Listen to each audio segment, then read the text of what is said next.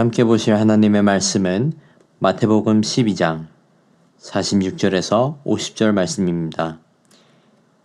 예수께서 무리에게 말씀하실 때에 그의 어머니와 동생들이 예수께 말하려고 밖에 섰더니 한 사람이 예수께 여짜오되 보소서 당신의 어머니와 동생들이 당신께 말하려고 밖에 서 있나이다 하니 말하던 사람에게 대답하여 이르시되 누가 내 어머니이며 내 동생들이냐 하시고 손을 내밀어 제자들을 가리켜 이르시되 나의 어머니와 나의 동생들을 보라.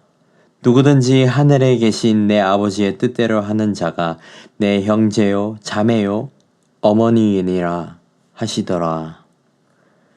오늘 본문에서 예수님의 어머니와 형제들이 예수님과 대면하기 위해 찾아온 내용을 보게 됩니다. 그들이 예수님을 찾아왔을 때에 예수님께서 이렇게 말씀하십니다. 나의 어머니와 나의 형제들이 누구입니까? 그러시면서 제자들을 가리키면서 누구든지 하늘에 계신 내 아버지의 뜻대로 하는 자가 내 형제요 자매요 어머니이니라 이렇게 말씀하셨습니다. 한편으로 참 감사하고 기쁜 소식이지만 예수님께서 친어머니와 친형제들을 무시하고 제자들을 더 중요한 가족으로 여기는 것 같은 느낌을 받게 되는 본문입니다. 하지만 상황을 자세히 들여다보면 예수님께서 이렇게 말씀하시는 데에는 특별한 이유가 있습니다. 예수님께서 이렇게 말씀하신 이유는 하나님 앞에서 차별이 없기 때문입니다. 예수님은 특별한 은혜를 경험한 어머니 마리아에게조차 특혜를 주거나 다른 이들보다 더 귀하게 여기거나 하지 않았습니다. 예수님이 가르치신 가족의 기준은 오로지 내 아버지의 뜻대로 행하는 자였습니다. 즉 누가 되었든지 하나님 아버지의 뜻대로 사는 자는 예외 없이 예수님의 어머니이고 형제이고 영적 가족이 된다는 것입니다. 예수님께서 친어머니 되신 마리아와 형제들이 찾아왔음에도 이렇게 말씀하신 것은 바로 하나님과 복음 앞에서는 차별이 없다는 것을 가르치시기 위함이었습니다. 또한 예수님의 형제들은 당시에 예수님을 믿지 않았습니다. 예수님의 형제들은 예수님의 사역을 좋게 생각하거나 긍정적으로 바라보지도 않았습니다. 요한복음 7장 3절에서 5절을 한번 보시겠습니다. 그 형제들이 예수께 이르되 당신이 행하는 일을 제자들도 보게 여기를 떠나 유대로 가소서.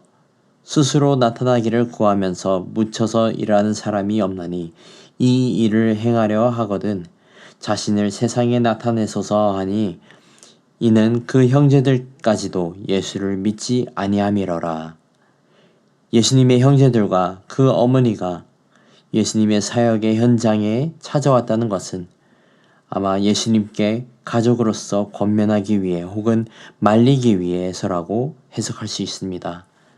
아마도 바리새인들이 혹은 예수님의 가르침을 반대했던 사람들이 예수님의 가족에게 그의 가르침에 문제가 있다고 했을 것이고 그 소문을 듣고 예수님의 어머니와 그 형제들이 말리고자 찾아왔을 수도 있습니다.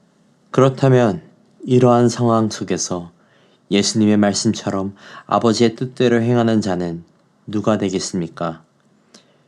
예수님의 가르침에 귀 기울이고 하나님께서 주시는 은혜로 살아가려고 노력하고 있는 제자들과 그 자리에 있는 무리들입니까? 아니면 예수님을 제자하려고 찾아온 친어머니와 그 형제들입니까?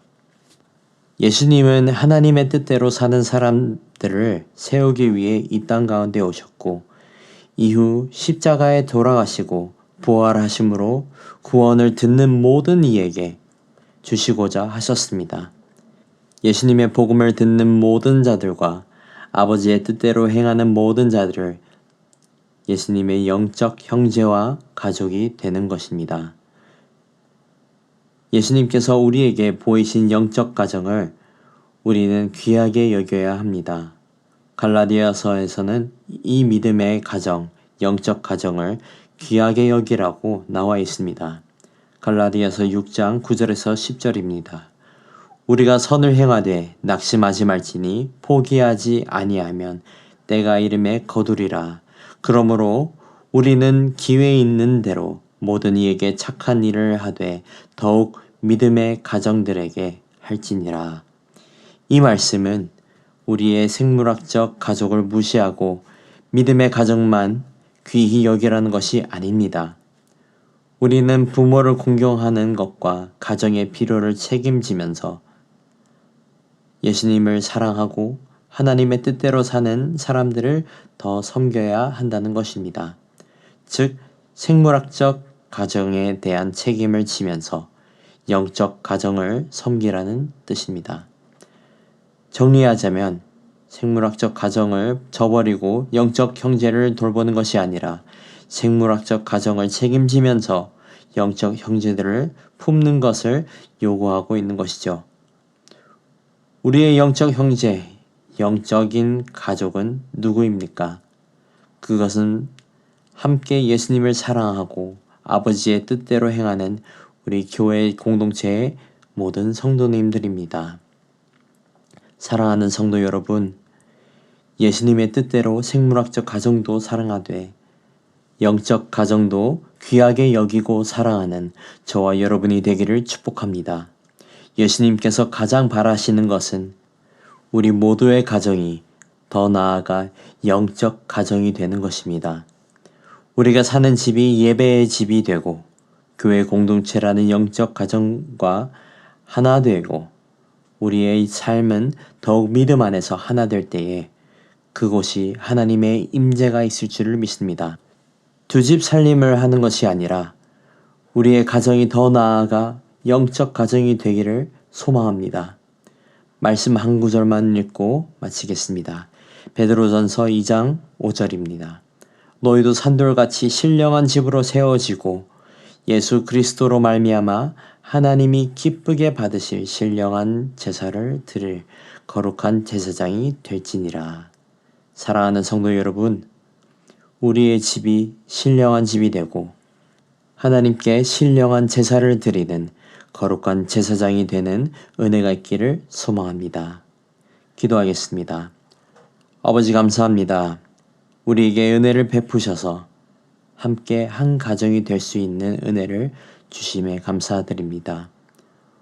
우리가 늘 하나님의 뜻을 구하고 그 뜻대로 살아갈 수 있는 능력과 세임 허락해 주시옵소서.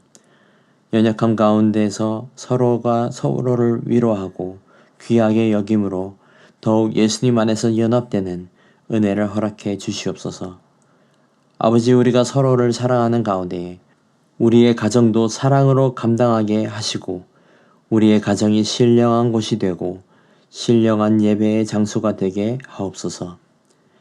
주님의 기쁨이 되는 가정이 되게 하옵시고 영적인 가정들이 되게 하옵소서. 감사합니다. 사랑합니다. 이 모든 말씀 우리 주 예수 그리스도의 이름으로 기도드렸습니다. 아멘. 이 시간 말씀을 붙들고 기도하시면서 공동 기도 제목으로 모든 소그룹 모임을 위해 기도하시겠습니다. 진행 중인 다락방 모임과 전도의 모든 모임마다 예수님 안에서 한 가족같이 은혜를 나누는 모임이 되게 하시고 소외되는 영혼이 하나도 없는 그리스도의 사랑이 넘치는 가정 같은 교회가 될 수 있도록 기도하시겠습니다. 또한 다락방을 섬겨주시는 순장님들과 교회를 책임지고 섬기시는 장로님들을 위해 기도하시겠습니다. 마지막으로 우크라이나의 전쟁의 종식과 그 나라의 회복을 위해 기도하시겠습니다.